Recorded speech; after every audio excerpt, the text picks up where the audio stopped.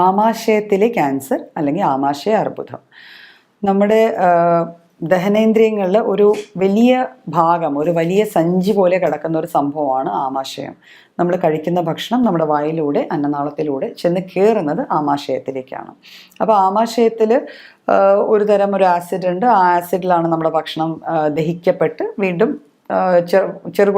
കുടലുകളിലും വൻകുടലിലും പോയി അത് നമ്മുടെ ബോഡി അത് അബ്സോർബ് ചെയ്യണത്.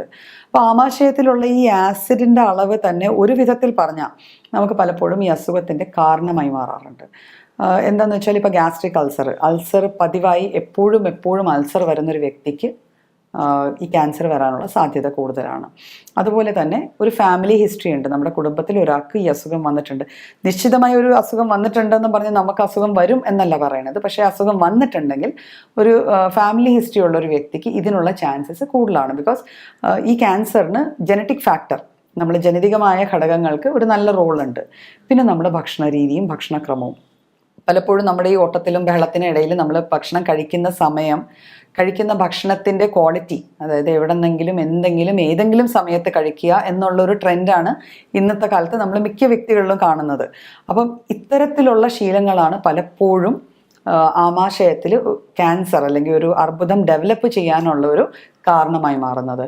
പിന്നെ അമിതമായ പ്രോസസ്ഡ് ഫുഡിൻ്റെ ഉപയോഗം, നമ്മൾ ബേക്കറി അല്ലെങ്കിൽ നമ്മൾ പാക്ക്ഡ് ഫുഡ് കഴിക്കുക, അജിനോമോട്ടോ പോലെയുള്ള ടേസ്റ്റ് മേക്കേഴ്സ് ആഡ് ചെയ്യുന്ന ഫുഡ് കഴിക്കുക, പ്രിസർവ് ചെയ്ത് വെച്ചിരിക്കുന്ന കുറേ നാൾ പ്രിസർവ് ചെയ്ത് വെച്ചിരിക്കുന്ന പ്രിസർവേറ്റീവ്സ് ചേരുന്ന തരത്തിലുള്ള ഭക്ഷണം കഴിക്കുക, കുറേ അധികം രാസവസ്തുക്കൾ ചേർന്ന് ഉണ്ടാകുന്ന അതിൽ നിന്ന് ഉണ്ടാക്കിയെടുക്കുന്ന ഭക്ഷണം നമ്മൾ ശരിക്ക് അത് കൈകാര്യം ചെയ്യാത്ത വിധത്തിൽ നമ്മൾ കഴിക്കേണ്ടി വരിക.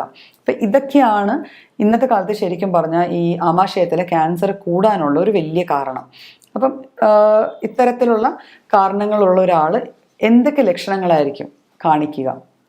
സാധാരണഗതിയിൽ ആമാശയത്തിൽ നമുക്ക് ഇതുപോലത്തെ ഒരു വളർച്ചയോ ആമാശയത്തിൻ്റെ ആ ഭിത്തികളിൽ ഉണ്ടാവുന്ന കട്ടിയോ ആയിരിക്കും ക്യാൻസറിൻ്റെ ആദ്യ സ്റ്റെപ്സ്. അതിൻ്റെ ഗ്രോത്തിൻ്റെ ആദ്യ ഗ്രേഡ് അല്ലെങ്കിൽ നമ്മൾ ഗ്രേഡ് ചെയ്യുമ്പോഴത്തേക്കും ആദ്യത്തെ കാണപ്പെടുന്ന സംഭവങ്ങൾ അതൊക്കെയായിരിക്കും.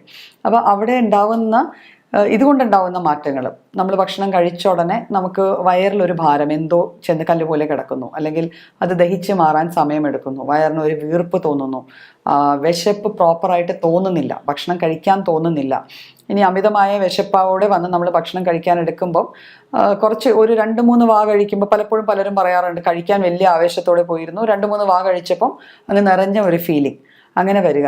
നമ്മൾ കിടക്കുമ്പം ചില പൊസിഷൻസിൽ കിടക്കുമ്പം വയറിലൊരു അമിതമായ ഒരു വല്ലാത്തൊരു വേദന, ഒരു ഡിസ്ട്രെസ് ഫീലിംഗ്, ഒരു എന്തോ നിറഞ്ഞിരിക്കുന്ന ഒരു ഫീലിംഗ്, പതിവില്ലാതെ ഗ്യാസ് ഫോർമേഷൻ. പലരും പറയാറുണ്ട് എനിക്ക് ഗ്യാസിൻ്റെ ബുദ്ധിമുട്ടുണ്ട് ഡോക്ടറെ എന്നൊക്കെ പറയാറുണ്ട്. കുറേ വെളുത്തുള്ളിയൊക്കെ ചവച്ച് തിന്നാറുണ്ട്. അങ്ങനെ പല കാര്യങ്ങളും പലരും ചെയ്യാറുണ്ട്.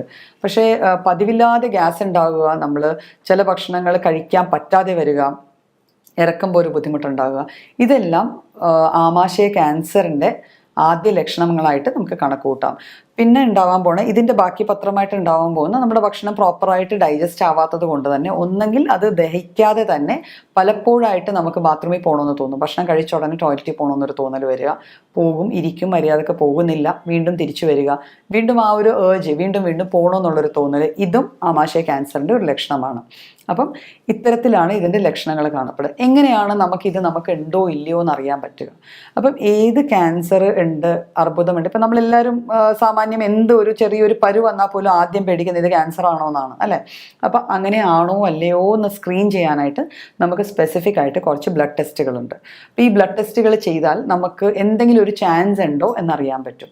പിന്നെ ട്യൂമർ മാർക്കേഴ്സ് എന്ന് പറഞ്ഞൊരു കാറ്റഗറി ഓഫ് നമ്മുടെ ശരീരത്ത് കാണുന്ന ഒരു രാസവസ്തുക്കളുണ്ട്. അപ്പോൾ ഇവയും അനാലിസിസ് ചെയ്ത് നമ്മുടെ ലാബിൽ പോയി അനാലിസിസ് ചെയ്ത് കഴിഞ്ഞാൽ ഇതുണ്ടോ ഇല്ലയെന്ന് അറിയാൻ പറ്റും.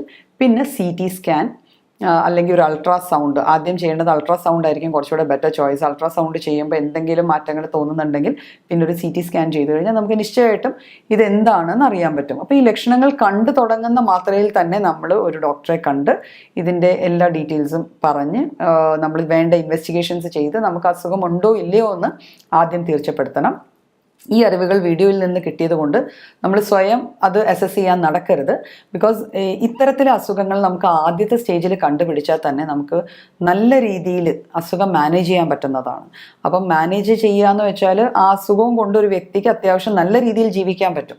അപ്പം അതുകൊണ്ട് തന്നെ ഇങ്ങനെ എന്തെങ്കിലും ഒരു സംശയം ഉണ്ടെങ്കിൽ ആ സംശയം ദൂരീകരിക്കാൻ നമ്മളല്ല ലാബിൽ ചെന്നിത് ചെയ്യേണ്ടത്. നമ്മളൊരു ഡോക്ടറെ കണ്ട് ആ ഡോക്ടർ പറയുന്ന രീതിയിൽ ലാബ് ഇൻവെസ്റ്റിഗേഷൻസ് ചെയ്ത് അതിന് ചികിത്സ തേടാവുന്നതാണ്. ആദ്യത്തെ സ്റ്റേജിൽ പലപ്പോഴും മരുന്നുകൾ മാത്രം മതിയാവും നമ്മൾ ഈ അസുഖത്തിൽ നിന്ന് പൂർണ്ണമായും തിരിച്ചു വരാനായിട്ട്.